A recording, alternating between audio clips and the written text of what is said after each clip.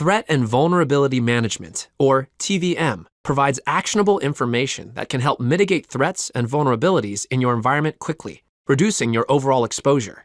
This video demonstrates some of the key insights and actions available in TVM.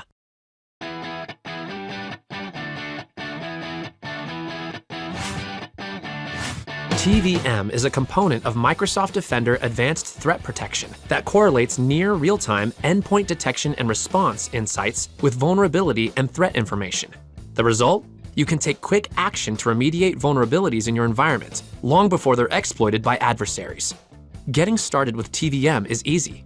Once you have your machines onboarded to Microsoft Defender ATP, you quickly start getting insights.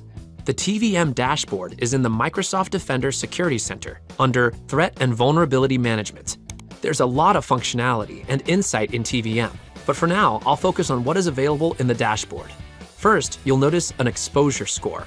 This is an overall score of how vulnerable your assets are to cyber threats. The lower the number, the less exposed you are to threats.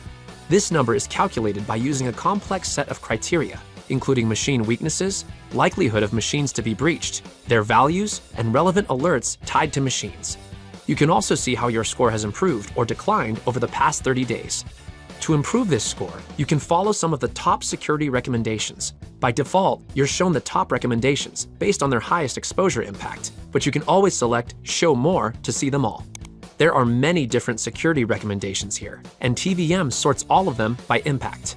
Select one for more details, like the vulnerabilities which are addressed by following this recommendation and the impacted machines.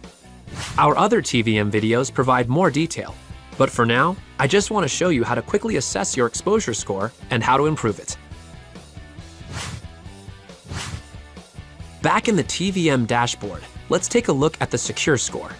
This is an overview of your security posture based on security best practices, grouped by category. The higher the score, the more your machines are protected against cyber threats. Pretty simple, right? I'll select the category Security Controls to see how I can improve our posture. Like we saw earlier, TVM sorts these by the most impact, so it's simple to pick the most helpful options. After selecting a recommendation, I have a few options. First, I can select Open Software Page to review more details about the application itself, where it's installed, and any other related security recommendations. Select Remediation Options to see exactly how to remediate this weakness and to request a remediation for this recommendation. Last, if I want to create an exception for this remediation because I need additional time, select Exception Options. TVM prompts for a justification, context information, and how much time I need for this exception. Exposure Distribution provides a quick view of the machines that are exposed in your environment, grouped by risk. To see the details about which machines are in a category, select a piece of the pie chart to go to the machine list, which shows machines at risk. The last thing I want to show you is Top Vulnerable Software. We all know that common applications sometimes have vulnerabilities. However, keeping up with all of them and remediating them can be frustrating. TVM lists the top 3 software vulnerabilities in your environment, ordered by the number of machines with the software. To see the full software list, select Show More to open your software inventory. There's information about the software, how many weaknesses there are, active threats, and how many exposed machines exist per software. TVM recommends actionable security improvements that help to improve security posture and reduce risk. For more information about TVM, see the documentation on Microsoft Docs.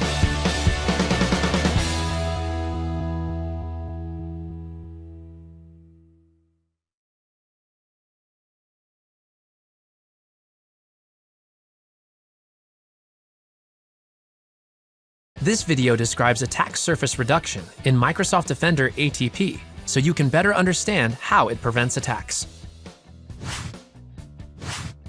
Attack surface reduction is hardening the places where a threat is likely to attack, closing gaps to reduce the risks. Microsoft Defender ATP has numerous features to do this without blocking users' productivity, and you can customize them to fit your organization. Use Microsoft Endpoint Manager or other management tools to turn them on and configure them. You can even audit these features first without enforcing them to understand how they might impact your environment.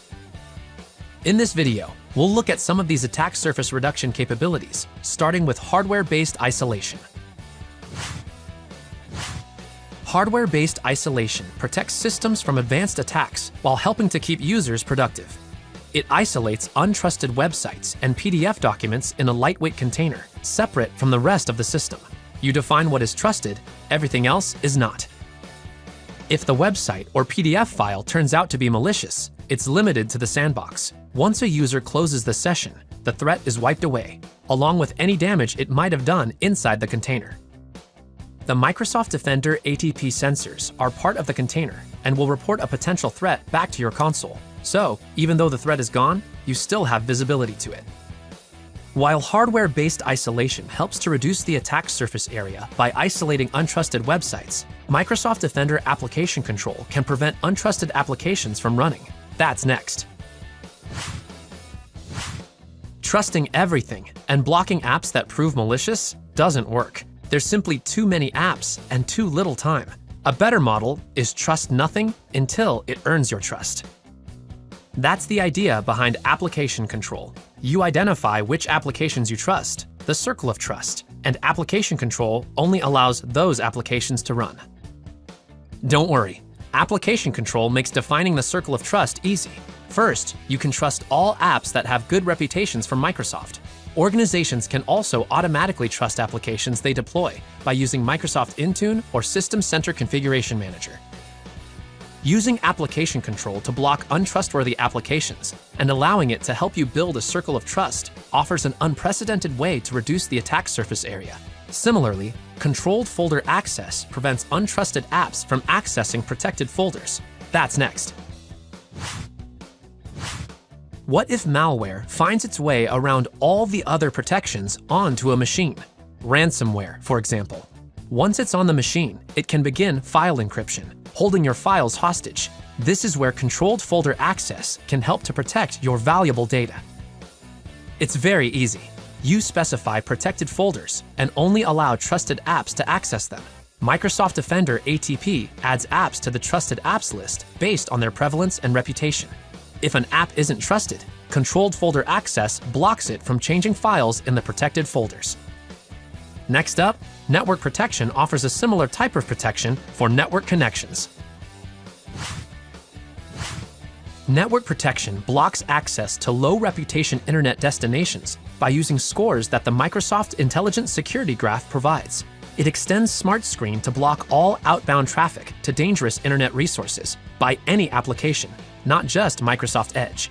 Additionally, network protection enables other capabilities, like custom IP and URL allow and block lists, endpoint policy enforcement for our integration with Microsoft Cloud App Security, and web protection. Web protection includes web threat protection to harden machines against threats like phishing sites, malware payloads, exploit sites, low-reputation websites, and any site you add to the custom indicator list. All this works without a web proxy, by the way, protecting machines whether they're on the corporate network or not. And it reports back to the Microsoft Defender Security Center, so you can use those signals in your investigations. Like many other attack surface reduction features in Microsoft Defender ATP, network protection is super easy to deploy. Just turn it on. Next up, we'll talk about exploit protection. Exploit protection automatically applies exploit mitigation techniques to operating system processes and apps. Data execution prevention and arbitrary code guard are examples of these mitigation techniques. While you can enable exploit protection on an individual machine, you can enable exploit protection at scale by using Microsoft Endpoint Manager. Then, exploit protection reports events and blocks to Microsoft Defender ATP, so you can use them as part of your usual alert investigations. On top of that, Microsoft Defender ATP offers attack surface reduction rules that give you more granular control over what behaviors applications are allowed. My favorite examples are macros. Macros are very useful for business, but they're commonly used by malware. With attack surface reduction rules, you can generally allow macros, but not allow them to create child processes or download code from the internet. The last capability we want to mention is device control, the ability to control removable media. Coming up next. With device control, security teams can allow or block certain removable devices to prevent threats they might contain. You can get rather granular with this configuration. For example, You can allow or deny write access to all removable disks or by USB vendor ID. And you can enable direct memory access protection to mitigate DMA attacks, including kernel DMA protection. By using attack surface reduction rules, you can block untrusted or unsigned processes that run from USB. These were just a few of the attack surface reduction capabilities that can help customers reduce the exposure of their machines. You can learn more about attack surface reduction in Microsoft Defender ATP on Microsoft Docs.